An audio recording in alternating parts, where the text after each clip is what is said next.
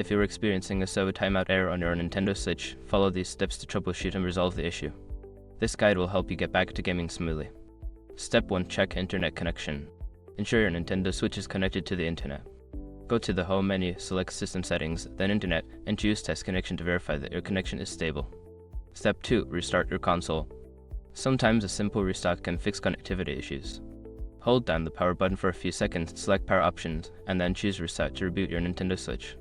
Step 3. Update system software. Make sure your console is running the latest software.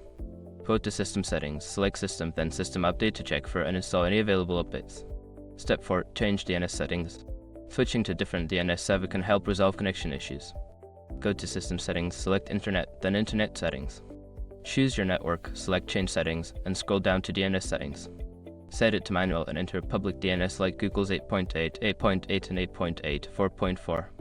Step 5. Contact Nintendo Support. If the issue persists after trying the above steps, reach out to Nintendo Support for further assistance. They can provide additional troubleshooting steps or help identify if there are server issues on their end. By following these steps, you should be able to resolve the server timeout error and enjoy your gaming experience on the Nintendo Switch.